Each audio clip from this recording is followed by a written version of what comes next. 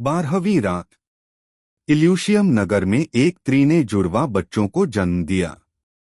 रंगरूप, शक्ल, सूरत एवं कदकाठी में दोनों समान थे। बस इतना ही अंतर था कि उनमें एक लड़का था और दूसरी लड़की। माँ ने बेटे का नाम सेबेस्टियन रखा और बेटी का व्यूला। जैसे जैसे दोनों बच्चे बड़े होने लगे, वैसे वैसे एक विशेष बात स्पष्ट होने लगी। प्रकृति ने दोनों बच्चों की किस्मत भी एक जैसी लिखी थी। कुदरत के ऐसे करिश्मे को देखकर सभी अचंभित थे। धीरे धीरे समय बीतता गया और दोनों बच्चे युवा हो गए।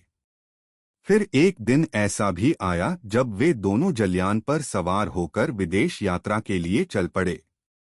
लेकिन अभी वे नगर से कुछ ही दूर गए थे कि समुद्र में भयंकर तूफान आ गया। लहरों के प्रड़ प्रहारों से जहाज डगमगाने लगा। नाविकों ने उसे सुरक्षित निकाल ले जाने की बहुत कोशिश की, परंतु सब व्यर्थ गया। कुछ ही पलों में वह जहाज एक विशाल चट्टान से टकराकर टुकड़े टुकड़े हो गया। इस दुर्घटना में कई यात्री समुद्र की लहरों में समाकर काल के प्रास बन गए हैं। अनेक लोग तैरते हुए इधर उधर बह गए। परंतु विधाता ने भाई बहन दोनों का जीवन सुनहरी कलम से लिखा था। उनका जीवन अभी शेष था। वे इस दुर्घटना में सुरक्षित बच गए, लेकिन एक दूसरे से बिछड़ गए। पानी में डूबता तैरता सेबेस्टियन लकड़ी के एक तख्ते तक जा पहुंचा। वह तख्ता उसके जीवित रहने का एकमात्र साधन था। अतः उसने उसे मजबूती से पकड़ लिया। लहरों के थपेड़े खाता यह तख्ता पानी पर तैरने लगा। स्वयं को सुरक्षित पाकर उसे अपनी बहन व्यूला की याद आई। उसने बेचैन होकर इधर उधर देखा। तभी उसे एक नाव दिखाई दी जिस पर कुछ मल्लाह सवार थे। वे एक लड़की को जल से नाव पर खींच रहे थे। वह लड़की व्यूला ही थी। उसने आवाज लगाने की बहुत कोशिश की, लेकिन नाव के दूर होने तथा लहरों के शोर के कारण उसकी आवाज दबकर रह गई। फिर भी उसे बहुत संतोष था। उसकी बहन सुरक्षित बच गई थी। यदि जीवन रहा तो वह उससे पुनः मिल लेगा, यह सोचकर उसके मन में एक नई शक्ति का संचार हुआ और वह तख्ते को किनारे की ओर खेने लगा। इधर व्यूला ने भी भाई को सुरक्षित देख लिया था। उसके मन में भी भाई से पुनः मिलने की आशा जाग उठी। इस प्रकार तूफान ने दोनों भाई बहन को एक दूसरे से अलग कर दिया। बचे हुए यात्रियों को लेकर नाव किनारे पर पहुंची और सभी ईश्वर का धन्यवाद करते हुए एक एक कर उतरने लगे। लेकिन व्यूला जहाज के कप्तान के पास गई और धीरे से बोली, श्रीमान, मेरा भाई मेरी जिंदगी का एकमात्र सहारा था, परंतु तूफान ने उसे मुझसे छीन लिया। न जाने वह कहाँ और किस हाल में होगा। मैं ईश्वर से सिर्फ इतनी प्रार्थना कर सकती हूँ कि वह जहाँ भी रहे, खुश और स्वस्थ रहे। मुझे पूरी उम्मीद है कि एक न एक दिन में उससे जरूर मिलूंगी, परंतु वह दिन कब आएगा मैं इसके बारे में कुछ नहीं जानती। कप्तान साहब, क्या आप बता सकते हैं कि मुसीबत की इस घड़ी में मैं कहाँ जाऊं और किसके पास रहूं? कप्तान दोनों भाई बहन को पहले ही दिन से पिता के समान चाहने लगा था। उसने व्यूला के सिर पर हाथ फेरा और प्रेम भरे स्वर में बोला, बेटी, मैं जहाज का कप्तान हूं। मेरा कोई ठिकाना नहीं है। आज यहाँ तो कल यहाँ। मेरी सारी जिंदगी इसी प्रकार सफर में निकल गई है। इसलिए चाहकर भी मैं तुम्हें अपने पास नहीं रख सकता। लेकिन तुम पास के द्वीप पर चली जाओ। वहां ओर्सिनो नामक बड़ा ही धर्मात्मा और दयालु राजकुमार रहता है। वह युवा है, फिर भी अभी तक उसने विवाह नहीं किया है। क्या मैं जान सकती हूं कि उसने विवाह क्यों नहीं किया? व्यूला ने पूछा। यह राजकुमार ओलिविया नामक एक युवती से प्रेम करता है। वह भी उससे बहुत प्रेम करती थी। ओलिविया का एक छोटा भाई था। वह उसे अपने प्राणों से अधिक प्रेम करती थी। लेकिन 6 महीने पूर्व उसका भाई रोगी होकर काल का ग्रास बन गया। भाई की मृत्यु ने उसके मन पर ऐसा गहरा आघात किया कि उसने स्वयं को एक कमरे में बंद कर लिया। तभी से वह सभी सुख त्याग कर उस कमरे में बंद रहती है। वह कभी भी अपने दिल से भाई की याद को निकाल नहीं सकी। यही कारण है कि वह न तो किसी से मिलती जुलती है और न ही स्वयं पर किसी पर पुरुष की छाया पड़ने देती है। इसी के चलते उसने स्वयं को राजकुमार से भी दूर कर लिया। इधर राजकुमार दिन रात उसके लिए तड़पता रहता है। व्यूला दुखी स्वर में बोली, न जाने मुझे भी मेरा भाई मिलेगा या नहीं। उसके बिना जीवित रहना बहुत कठिन है। कप्तान साहब, आपने जिस ओलिविया के बारे में बताया है, मैं भी उसकी तरह भाई के बिछोह से दुखी है। यदि आप मुझे उस तक पहुंचा दें तो मैं आपका उपकार कभी नहीं भूलूंगी। मुझे पूरा विश्वास है कि अपने भाई की मृत्यु के दुख में डूबी ओलिविया मेरे मन की पीड़ा को अवश्य समझेगी और सेबेस्टियन को ढूंढने में मेरी पूरी सहायता करेगी। कुछ देर सोचने के बाद कप्तान बोला, बेटी, शायद तुम ठीक कह रही हो, लेकिन उससे मिलना इतना सरल नहीं है। बिना परिचय के यह किसी से नहीं मिलती। उचित यही होगा कि तुम राजकुमार के पास जाओ। यह तुम्हारी कोई न कोई सहायता अवश्य करेगा और तुम्हें तुम्हारा भाई मिल जाएगा। व्यूला को यह परामर्श उचित लगा। उसने कप्तान से विदा ली और राजकुमार से मिलने चल पड़ी। कुछ दिनों की यात्रा के बाद वह द्वीप पर जा पहुंची। उसने एक देहाती युवक का वेश बनाया और राजकुमार के पास नौकरी करने लगी। सभी उसे सिसेरियो के नाम से जानते थे। जुड़वा होने के कारण वह बिल्कुल अपने भाई जैसी दिखाई देती थी। ऊपर से पुरुष वेश ने उसे पूरी तरह से सेबेस्टियन की तरह बना दिया था। चूंकि वह प्रत्येक कार्य में निपुण थी, इसलिए शीघ्र ही उसने अपने सेवाभाव से राजकुमार का मन जीत लिया। धीरे धीरे वह राजकुमार की इतनी विश्वासपात्र बन गई कि वह उसे अपने दिल की सारी बातें बताने लगा। उसने उसे अपने प्रेम संबंधों के बारे में भी विस्तार से बताया और उससे सहायता करने के लिए कहा। परंतु अब तक व्यूला स्वयं भी राजकुमार से प्रेम करने लगी थी। राजकुमार का सुंदर, सलोना और सौम्य चेहरा बार बार उसे आकर्षित करता था। वह मोहित होकर उसकी ओर खिंची चली जाती थी। वह मन ही मन सोचा करती थी कि ओलिविया कितनी पत्थर दिल है, जिसने इतने सुंदर राजकुमार को रोने के लिए छोड़ दिया है। उसके मन पर इसकी आहों का कोई असर नहीं होता। यदि राजकुमार मुझे मिल जाए तो मैं इन्हें पलकों पर बिठाकर रखूंगी, इनके चरणों को माथे से लगाऊंगी। एक दिन ओलिविया को याद करते हुए ओर्सियो आंसू बहा रहा था। सिसेरियो से यह देखा न गया। वह उसके पास आया और स्नेह भरे स्वर में बोला, राजकुमार, आप दिन रात ओलिविया का गुणगान करते हुए आंसू बहाते रहते हैं। इसके चलते न तो आपको खाने पीने की सुध रहती है और न ही किसी और काम में आपका मन लगता है। मुझसे आपकी यह दशा नहीं देखी जाती। आखिर यूं कब तक आप उसे याद करके स्वयं को दुख पहुंचाते रहेंगे? आप तो उसके नाम की माला जपते रहते हैं, लेकिन क्या उसने कभी आपकी फिक्र की है? मुझे लगता है कि उस पत्थर दिल पर आपकी प्रार्थनाओं का कोई असर नहीं होगा।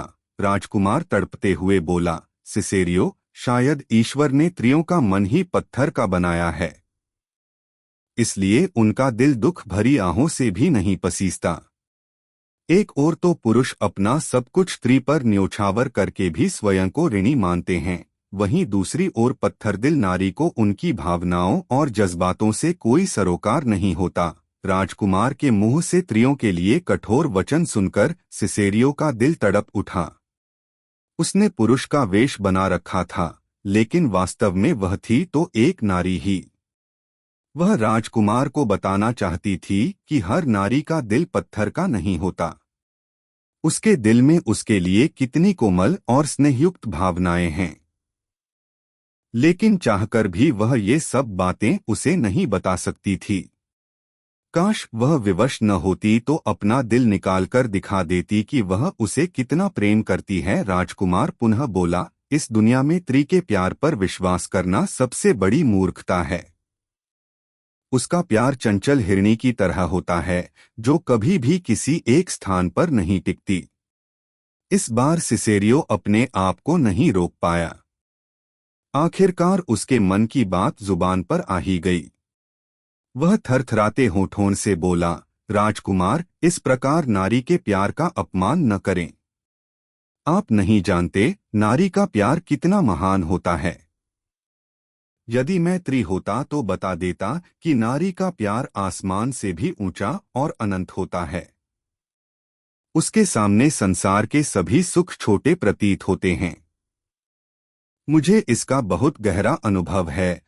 राजकुमार आश्चर्य में भरकर बोला, यह क्या कह रहे हो तुम सिसेरियो? क्या तुम अपनी बात का प्रमाण दे सकते हो? उचित समय की प्रतीक्षा करें राजकुमार। एक दिन में इस बात को प्रमाण सहित सिद्ध कर दूंगा। सिसेरियो ने आत्मविश्वास के साथ कहा, सिसेरियो, मेरे लिए ओलिविया ही प्रत्यक्ष प्रमाण है। यदि तुम उसके मन में मेरे लिए पुनः प्रेम उत्पन्न कर दो तो मैं तुम्हारी बात मान लूंगा। मुझे तुम्हारे अंदर वह शक्ति दिखाई दे रही है जिससे तुम ओलिविया को मोहकर मेरे पास ला सकते हो। मित्र, तुम उसके पास मेरे प्रेम का संदेश लेकर जाओ और उसे मेरी वास्तविक स्थिति से अवगत कराओ। मुझे पूरा विश्वास है कि उसका पत्थर दिल अवश्य पिघल जाएगा। यदि तुमने ऐसा कर दिया तो मैं तुम्हारा एहसान जिंदगी भर नहीं भूलूंगा। राजकुमार ने उसके हाथ पकड़कर विनती की। व्यूला के मन पर जैसे किसी ने तलवार से वार किया हो। इस आघात ने उसके चेहरे को पीड़ा से भर दिया। जिसे वह दिलोजान से प्यार करती है, उसका प्रेम संदेश दूसरी युवती के पास ले जाने की कल्पना तक से उसका दिल टुकड़े टुकड़े हो गया। अपने प्रेमी को दूसरे के हाथ सौंपने की बात उसे अंदर ही अंदर बुरी तरह से कचोटने लगी। कितनी विकट स्थिति उत्पन्न हो गई थी। न चाहते हुए भी इस कार्य के लिए उसे ही चुना गया था। परंतु वह राजकुमार को दिल से चाहती थी। उसके लिए उसकी खुशी ही सबसे अधिक महत्व रखती थी। सच्चा प्यार भी वही होता है जिसमें आप अपने प्यार की अधिक परवाह करते हैं। इसलिए सीने पर पत्थर रखकर वह ओलिविया के पास जा पहुंची और राजकुमार की व्यथा बताते हुए बोली, राजकुमारी, वे आपके बिना पल पल मर रहे हैं। उनकी आंखें हमेशा आंसुओं से भीगी रहती हैं। उन्हें न तो खाने पीने का होश रहता है, न ही सोने जागने का। वे आपसे बहुत प्यार करते हैं। यदि आप उन्हें नहीं मिली तो वे ऐसे ही घुट घुट कर अपने प्राण त्याग देंगे। इसलिए आप उन्हें स्वीकार करके उनकी प्राण रक्षा करें। इसी में आपकी और उनकी भलाई है। ओलिविया के मन में प्यार का सागर उमड़ आया, किंतु यह राजकुमार के लिए नहीं था। सिसेरियो की प्रेमयुक्त बातों, कोमल आवाज और सौम्य चेहरे ने उसे मोहित सा कर दिया। चूंकि सिसेरियो पुरुष वेश में था, इसलिए वह उसे पुरुष समझकर मन ही मन उससे प्रेम करने लगी। उस पर सिसेरियो का जादू ऐसा चला कि वह भाई के दुख को भी भूल बैठी। उसने सिसेरियो का हाथ पकड़ लिया और प्रेमपूर्वक उसे चूमने लगी। सिसेरियो ओलिविया के मन के भावों को समझ गया। उसने हाथ पीछे खींच लिया और पुनः उसका मन राजकुमार की ओर मोड़ने का प्रयत्न करने लगा। पानी की धारा का मुख तो मोड़ा जा सकता है, किंतु समुद्र का रास्ता मोड़ना असंभव होता है। ऐसा ही कुछ ओलिविया के साथ भी हुआ। सिसेरियो उसे जितना राजकुमार के बारे में बताता, उतना ही वह उसकी ओर आकर्षित होती जाती। अंत में वह विनम्र स्वर में बोली, युवक, तुम मेरी ओर से राजकुमार से क्षमा मांग लेना और उन्हें कह देना कि वे मेरे लिए इतने दीवाने न हों। मैं उनके योग्य नहीं है, इसलिए वे मुझे भूल जाएं। मैं कभी उनकी नहीं हो सकती। आखिरकार सिसेरियो उसे समझा समझाकर हार गया और निराश होकर राजकुमार के पास लौट आया। सिसेरियो के बाद ओलिविया का मन बेचैन हो गया। ऐसा लगने लगा मानो कोई उसका मन निकालकर ले गया हो। बार बार उसकी आंखों के सामने सिसेरियो का चेहरा घूमने लगा। कानों में उसी की मधुर आवाज गूंजने लगी। यह उससे पुनः मिलना चाहती थी, लेकिन उसे कोई रास्ता नजर नहीं आया। इसी प्रकार सारी रात कट गई।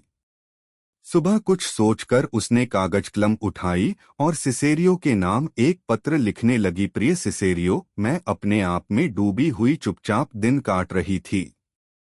मुझे किसी से कोई मतलब नहीं था, लेकिन कल तुम बारिश की बूंदों की तरह आए और मुझे अपने प्रेम से पूरी तरह भिगो दिया। तुम्हारी बातों ने मेरे मन में विचारों की उथल-पुथल पैदा कर दी। राजकुमार का संदेश लेकर तुम मेरे पास क्यों आए थे? तुम तो चले गए, साथ में मेरा सुख चैन और मन चुरा कर ले गए। तुम्हारे साथ बीता हुआ एक एक पल मुझे याद आ रहा है। तुमसे मिलने के बाद मैं तुम्हारी हो गई हैं। प्रियतम, अगर तुम्हारे दिल में मेरे लिए जरा सी भी दया है तो एक बार आकर मेरी आंखों को तृप्त अवश्य करो। मैं पल के बिछाए बड़ी बेसब्री से तुम्हारी प्रतीक्षा कर रही हूँ। तुम्हारी ओलिविया। पत्र लिखने के बाद उसने अपने एक विश्वस्त सेवक के हाथों वह संदेश सिसेरियो तक पहुंचा दिया। पत्र पढ़कर एक पल के लिए सिसेरियो भौंचक्का रह गया। फिर जोरदार ठहाका लगाकर हंसने लगा। उसके मन में ओलिविया के लिए सहानुभूति उमड़ आई। उसकी कोमल भावनाओं पर उसे दया आने लगी। यह वही ओलिविया थी जो पुरुष के साए से भी दूर रहती थी, परंतु आज एक स्त्री के प्रेम में पड़कर सुध-बुध खो बैठी थी। लेकिन यह मजाक का विषय नहीं था।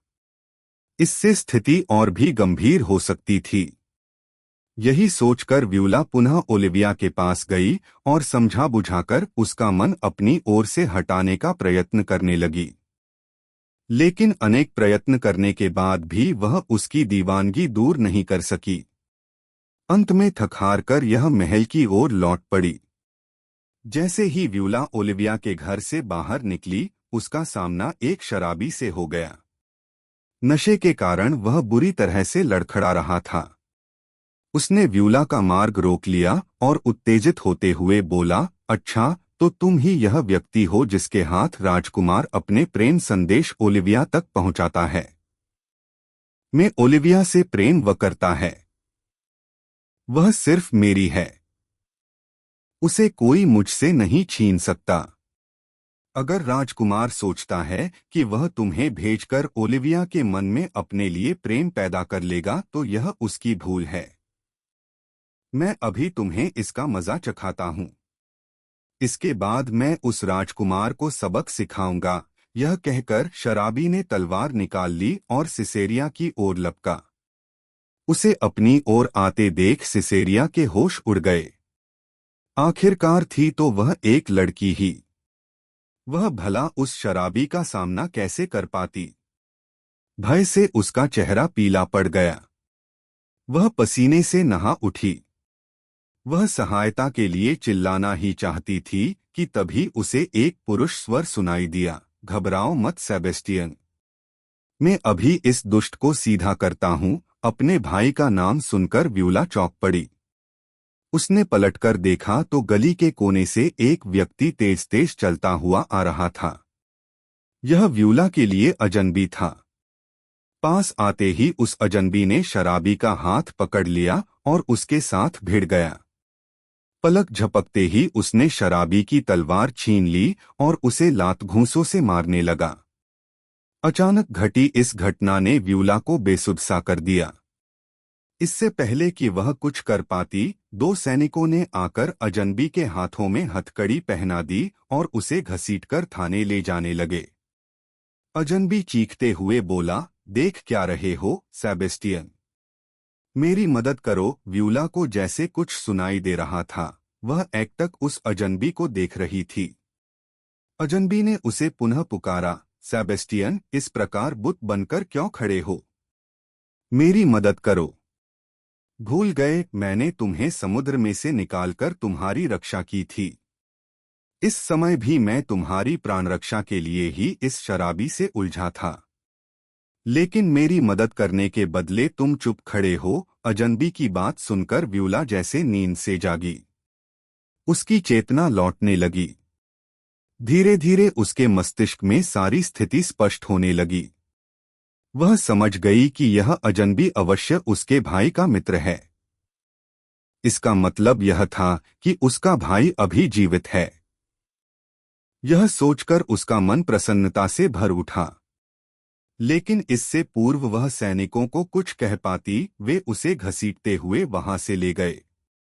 व्यूला ने इधर उधर देखा, तब तक शराबी भी वहां से 9-11 हो चुका था।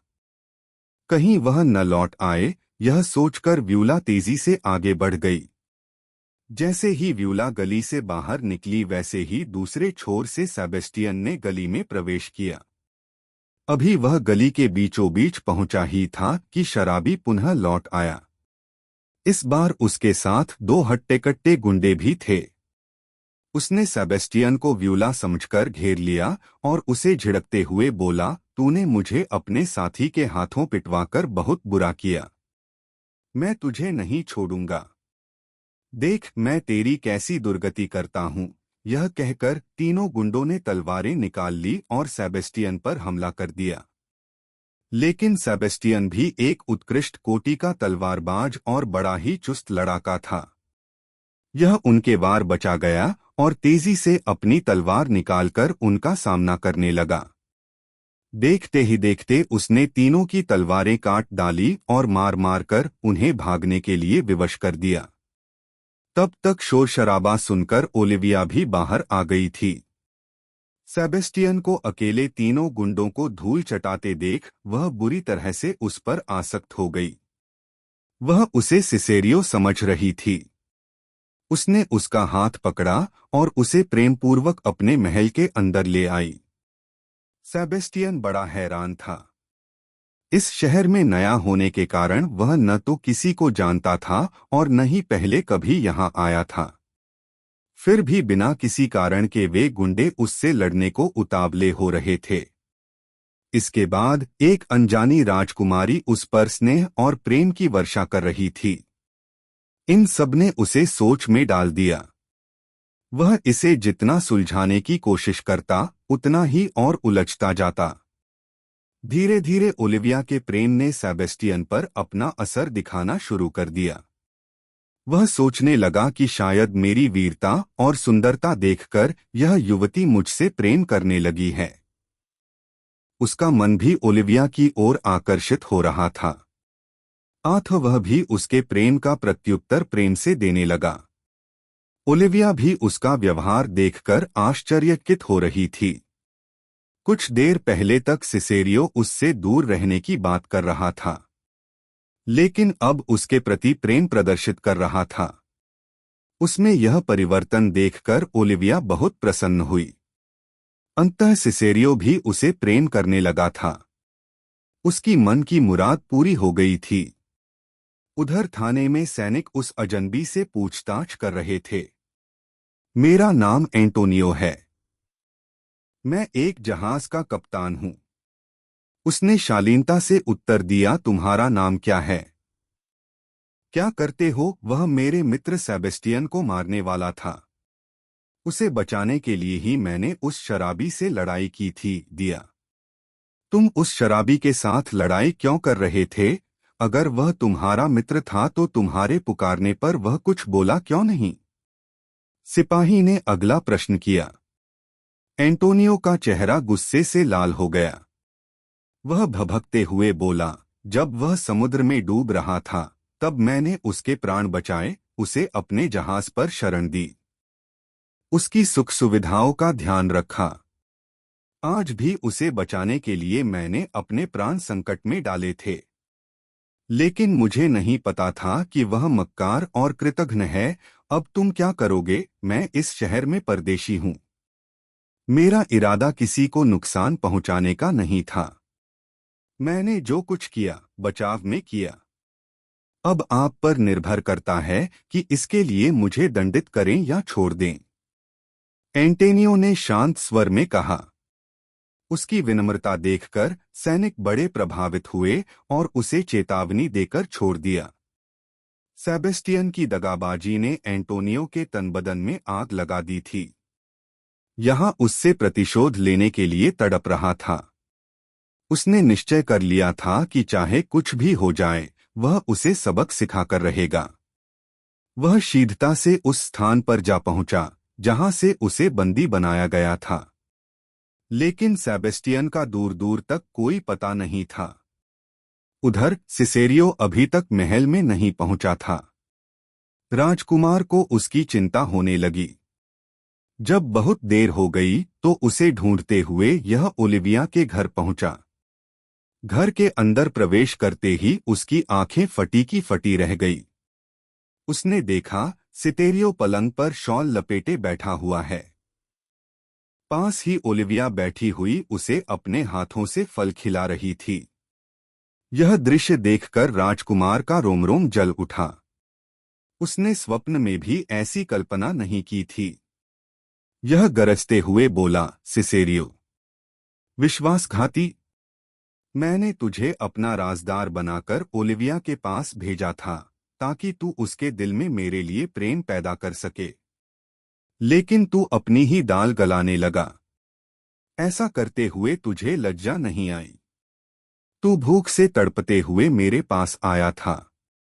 मैंने तुझे खाना दिया, नौकरी दी, यहाँ तक कि तुझे मित्र की तरह समझा, परंतु तूने मेरी पीठ में ही छुरा घोंप दिया। राजकुमार की जलीकटी सुनकर सेबेस्टियन भी गुस्से में भर आया और पलंग से खड़े होते हुए बोला, कौन है तू जो इस तरह से मुझे अपशब्द बोल रहा है? किसने कहा कि मैं तेरे पास भूख से पीड़ित होकर आया था? लगता है तेरा दिमाग फिर गया है, इसलिए मुझे सिसेरियो के नाम से पुकार रहा है। कान खोलकर सुन ले, मेरा नाम सेबेस्टियन है और मैं आज ही इस शहर में आया हूं। अगर अब तूने कुछ गलत बोला तो मैं तेरी जुबान खींच लूंगा। सेबेस्टियन का स्वर इतना ऊंचा था कि बाहर खड़े एंटोनियो ने भी उसकी आवाज सुन ली। यह शीघ्रता से घर के अंदर आया और सेबेस्टियन से बोला, दुष्ट, मैंने तुझे अपना मित्र समझा और तूने मेरे साथ ही विश्वासघात किया। मैंने तुझे डूबने से बचाया था। यहाँ भी तुझे बचाने के लिए मैंने अपने प्राण संकट में डाले, लेकिन तू मक्कार और दगाबाज निकला। तुझ जैसे धोखेबाज की तो भूखे कुत्तों के सामने डाल देना चाहिए। यह कहकर उसने सेबेस्टियन को पकड़ लिया और बाहर घसीटने लगा। इस कार्य में राजकुमार भी उसकी सहायता करने लगा। तभी आश्चर्य से दोनों की आंखें खुली की खुली रह गई।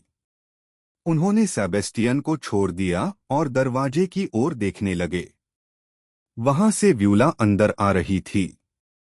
उस समय भी वह पुरुष वेश में ही थी। एक समान कदकाठी, रंगरूप एवं चेहरे वाले दो व्यक्तियों को देख राजकुमार और एंटोनियो बार बार पलकें झपकने लगे। दोनों में बाल भर भी अंतर नहीं था। ओलिविया भी दुविधा में पड़ गई कि इसमें से उसका प्रेमी कौन है। उनके रहस्य को कोई नहीं जानता था, परंतु सेबेस्टियन और व्यूला एक दूसरे को पहचान गए। प्रसन्नता से उनकी आंखें भर आई और उन्होंने आगे बढ़कर एक दूसरे को गले से लगा लिया। आसपास खड़े लोग बड़े आश्चर्य के साथ उनके इस भावुक मिलन को देख रहे थे। व्यूला नाई को जोर से बाहों में भरते हुए बोली, आप कहाँ चले गए थे भैया? आपके बिना मैंने एक एक पल पहाड़ की तरह काटा है। आज आपको जीवित देखकर मेरे सभी दुख और कष्ट समाप्त हो गए हैं। मेरी बहन, तुम्हारे बिना मेरा हाल भी बहुत बुरा था। हर पल मुझे तुम्हारी याद आती रहती थी। तुम्हें देखकर मुड़ाने फिर से प्राणों का संचार हो गया है। सेबेस्टियन ने बहन की आंखों से आंसू पोंछते हुए कहा। अब तक शांत खड़ा राजकुमार सेबेस्टियन के मुख से सिसेरियो के लिए बहन शब्द सुनकर बुरी तरह से चौंक पड़ा। वह धीमे से बोला, तो क्या सिसेरियो पुरुष वेश में एक लड़की है? लेकिन इसने ऐसा क्यों किया? राजकुमार, यह मेरा भाई सेबेस्टियन है। जहाज दुर्घटना में हम एक दूसरे से बिछड़ गए थे। जिस व्यक्ति ने मुझे डूबने से बचाया था, उसने मुझे बताया कि सेबेस्टियन को ढूंढने में केवल आप ही मेरी सहायता कर सकते थे।